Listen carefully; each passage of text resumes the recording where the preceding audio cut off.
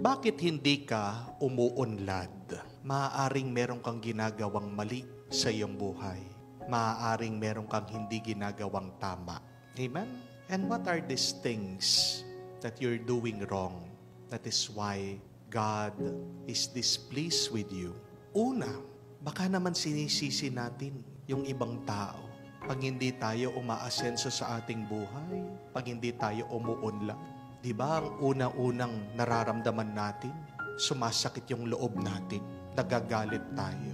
At pagkatapos, tinitignan natin yung mga matatagumpay na tao, yung mga successful na tao, at naiinggit tayo sa kanila.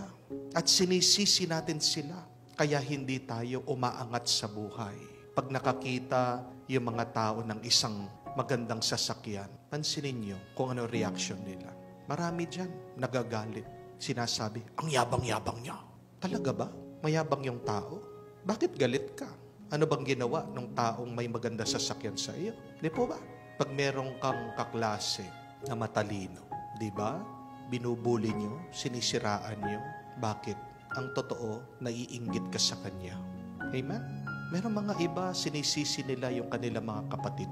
Bakit naghihirap daw sila? Kasi matakaw daw sa kayamanan yung kanilang mga kapatid. Hindi sila tinutulungan. Talaga ba? Be careful when you blame others for your misfortune. Why? Because when you blame others, you avoid the truth about yourself. Tandaan niyo po yun. Bago sumama ang loob mo sa iba, bago mo sila sisihin, bakit hindi ka umuunlad sa iyong buhay? Tignan mo muna ang iyong sarili. Baka meron kang hindi ginagawang mabuti. Baka meron kang pagkukulang. At ano madalas ang pagkukulang natin? Ito, inuuna natin ang ating sarili, hinuhuli natin ang Diyos. Anong ibig sabihin ng salitang unlad?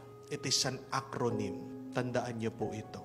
Ang ibig sabihin ng unlad ay unahin natin lagi ang Diyos. Kung uunahin mo ang Diyos palagi, uunahin ka din ng Diyos sa iyong pangangailangan. Nakita natin po yan dito sa napakagandang kwento ni Cain at ni Abel.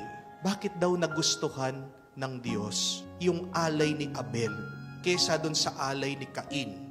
Kasi sabi ng ating pagbasa, yung unang bunga, yung unang alaga ni Abel, inalay niya sa Diyos. Yung pinakamaganda, pinakamabuti sa kanyang mga alaga, yun yung binigay niya sa Diyos. Habang si Cain, ang binigay niya sa Diyos, yung isa lang parte ng kanyang inani. Anong ibig sabihin?